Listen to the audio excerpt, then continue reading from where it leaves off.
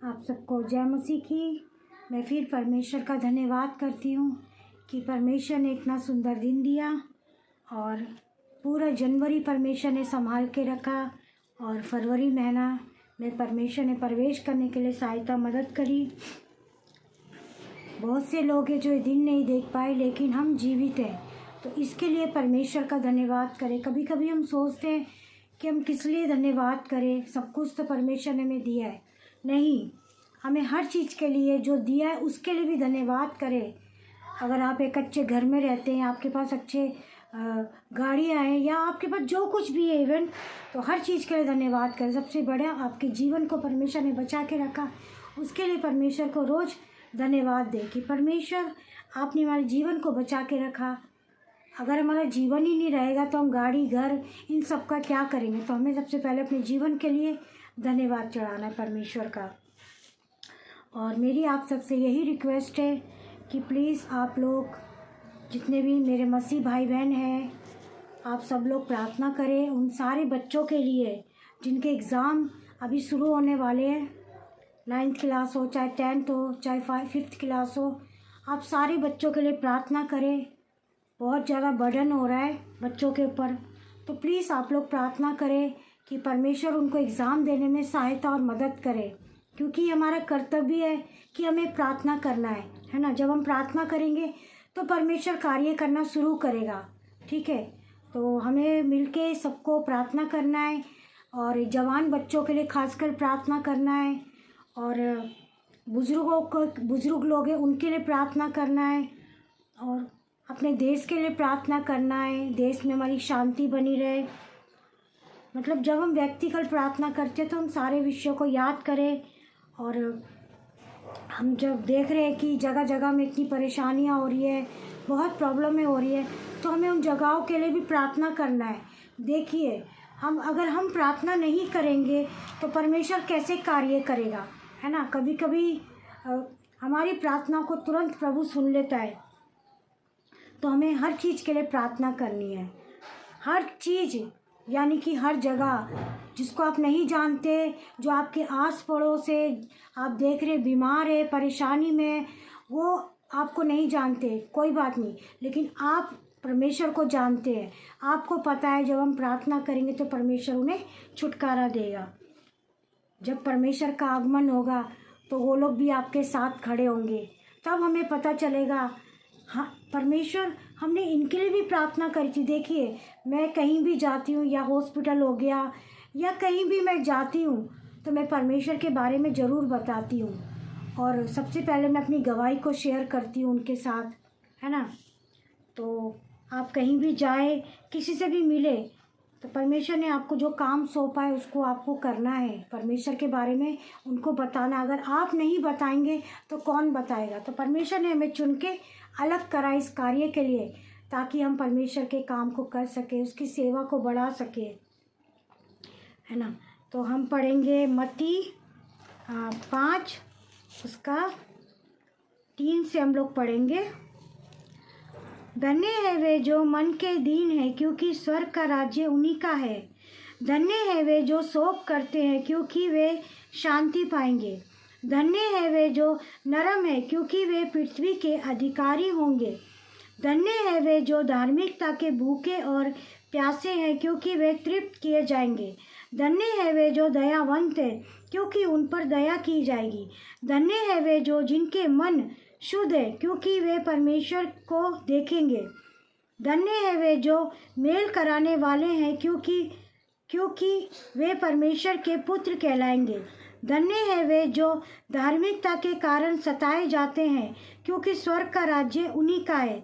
धन्य हो तुम जब मनुष्य मेरे कारण तुम्हारी निंदा करे और सताए और झूठ बोल बोल कर तुम्हारे विरोध में सब प्रकार की बुरी बातें कहे, तब आनंदित और मगन होना।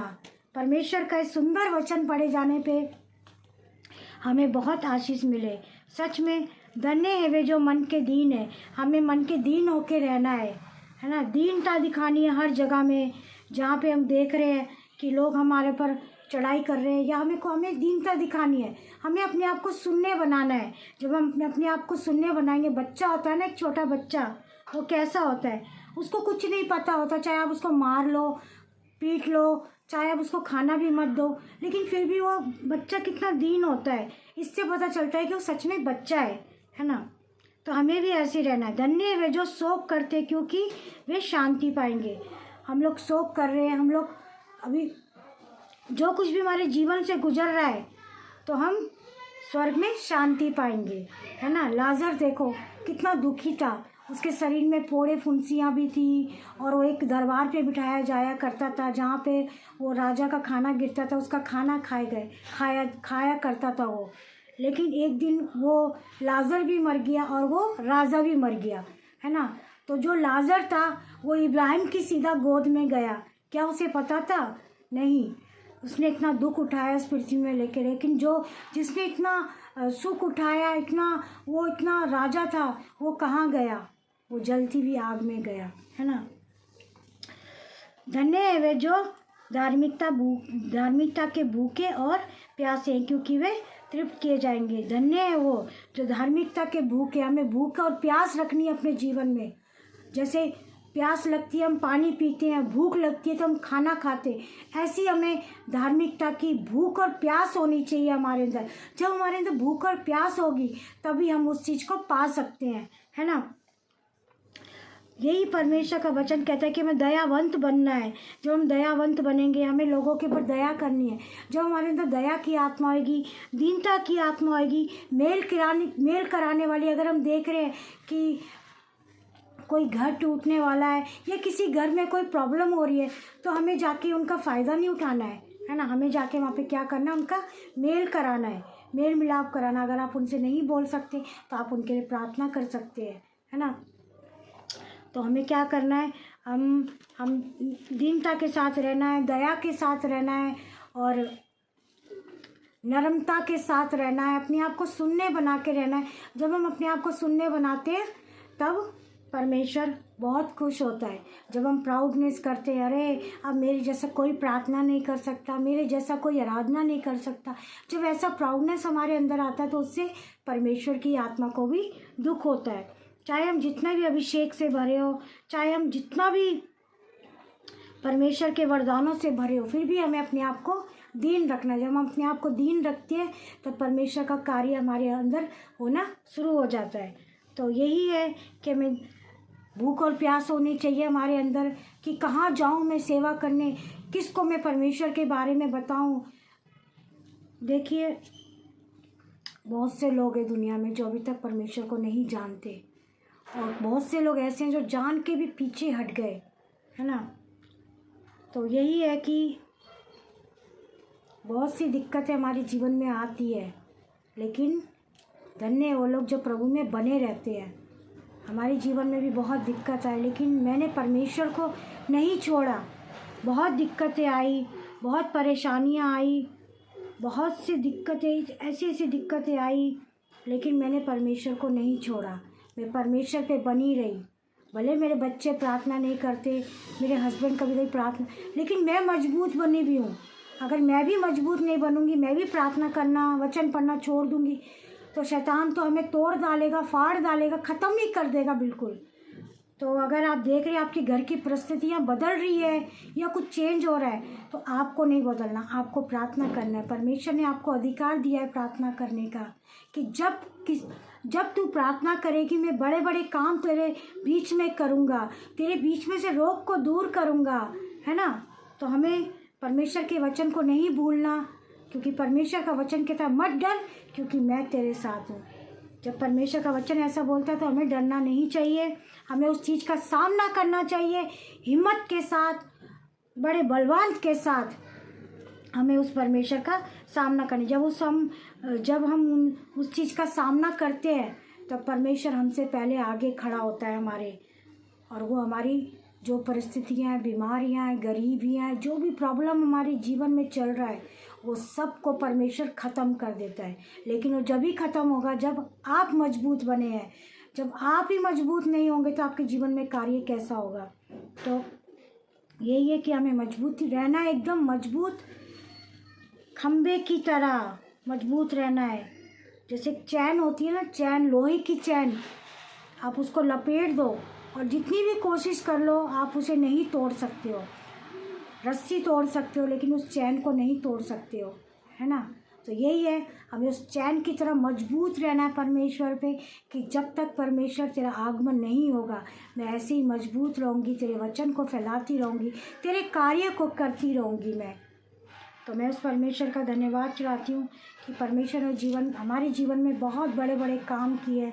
अगर मैं बोलना शुरू करूँ तो शायद ये 2024 भी कम पड़ जाएगा और आने वाला 2025-26 वो भी कम पड़ जाएगा, लेकिन परमेश्वर का जो अद्भुत काम हमारे जीवन में हुआ है वो कभी ख़त्म नहीं होगा।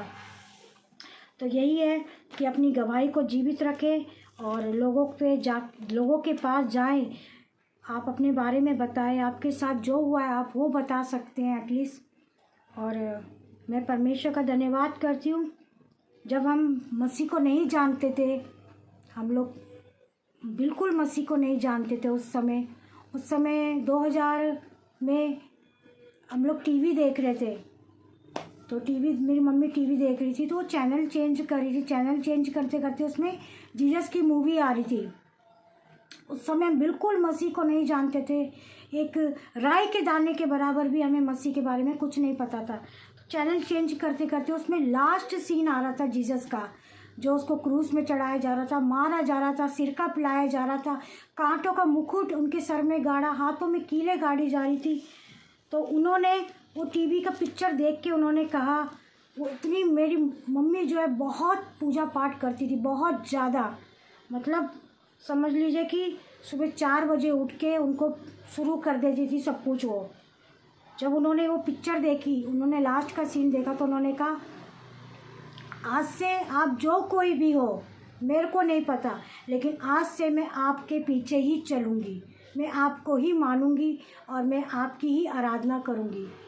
वो दिन है और आज का दिन है, हमने परमेश्वर को कभी नहीं छोड़ा, कभी नहीं छोड़ा हमने परमेश्वर को। यहाँ तक कि मेरे खुद के फादर, मेरी फादर की फैमिली, हमारे आस पड़ोस सब लोगों ने हमें कहा कि तुम ये गलत कर रहे हो, तुम अपने सारा रीति रिवाज छोड़ के तुम ऐसे परमेश्वर के पीछे जा रहे हो जिन्हें तुम जानते नहीं हो। हमने कहा नहीं, हम नहीं छोड़ेंगे परमेश्वर को। अब हमने परमेश्वर को अपना लिया है। हमें किसी ने कोई धन दौलत, कोई पैसा, घर, गाड़ी कुछ नहीं दिया था, हमें कुछ नहीं दिया, हमने प्रभु को उस समय अपना लिया था। और वो दिन है और आज का दिन है। मैं बहुत छोटी थी उस समय, कहते हैं ना जैसे माँ बाप करते हैं वैसे ही बच्चे करते हैं। मेरी मम्मी ने यीशु को अपनाया, मैं भी मम्मी के पीछे पीछे, जहाँ मेरी मम्मी जाती थी प्रार्थना दुआ करने में, मम्मी के पीछे पीछे जाती थी। और बहुत छोटे छोटे थे हम लोग उस समय। और उसके बाद हमने यीशु को पूरी तरह से अपना लिया, हमने कभी यीशु को नहीं छोड़ा। मेरे पापा बहुत खिलाफ थे। मेरे पापा कहते थे कि तुम जो मर्जी करो पर मैं वही करूँगा जो मेरा मन करेगा। हमने कहा ठीक है, हम कुछ नहीं कहते थे। उनको बहुत तंग करते थे, हमको बहुत परेशान करते थे। पर जब अंत का दिन आया, जब वो आखिरी सांस ले रहे थे, उससे पहले ही मेरी मम्मी ने कहा कि यीशु को अभी भी अपना लो। तो उन्होंने अपनाया, लेकिन हृदय से नहीं अपनाया। हम बोलते रह गए कि बपतिस्मा ले लो, प्रभु को पूरी तरह से अपना लो, लेकिन उन्होंने नहीं अपनाया। पर यह हमारा विश्वास है कि वो परमेश्वर के पास ही होंगे। और जब वो प्रभु में सो गए थे तब हम बहुत टूट चुके थे, बहुत परेशान हो गए थे कि हम क्या करें, क्योंकि एक संसार का पिता, चाहे वो जैसा भी हो, अगर उनका हाथ हमारे ऊपर से चला जाता है तो बच्चे भी टूट जाते हैं। क्योंकि हम 3 बहन थी बस, और हमारे ना भाई थे ना हमारे पिता थे। तब परमेश्वर ने हमें सहारा दिया और परमेश्वर हमें बढ़ाता चला गया, बढ़ाता चला गया, बढ़ाता चला गया। आज परमेश्वर ने हमें इतना बढ़ा दिया है, इतना बढ़ा दिया है कि कोई भी हमें परमेश्वर से अलग नहीं कर सकता। चाहे कोई भी विपत्ति आ जाए, चाहे कोई भी परेशानी आ जाए, चाहे कोई हमें कुछ भी कर दे, लेकिन अब हम परमेश्वर से दूर नहीं जा सकते। हम बिल्कुल मजबूत बन चुके हैं प्रभु में, बिल्कुल मजबूत। आज मुझे बड़ी खुशी होती है, बड़ा आनंद होता है कि आज मेरे फादर होते, वो देखते कि मेरे बच्चे आज कहाँ पहुँच गए, तो उनको भी बहुत खुशी मिलती। हमारे पास संसार का सब कुछ नहीं है, लेकिन हमारे पास शांति है, हमारे पास जीवित परमेश्वर है। जिसके लिए लोग इधर उधर भटकते हैं, वो चीज़ हमारे पास है। तो मैं उस परमेश्वर का धन्यवाद करती हूँ कि परमेश्वर ने अब तक हमें संभाल के रखा, अपनी उपस्थिति में रखा, और बड़े बड़े दुखों से परमेश्वर ने बचा के रखा। तो मैं यही कहना चाहती हूँ कि परमेश्वर को कभी नहीं छोड़ना, चाहे जैसी भी विपत्ति क्यों ना हो, क्योंकि एक ना एक दिन परमेश्वर आपको उस विपत्ति से ज़रूर निकालेगा। परमेश्वर आप सबको बहुत आशीष दे। जय मसीह की।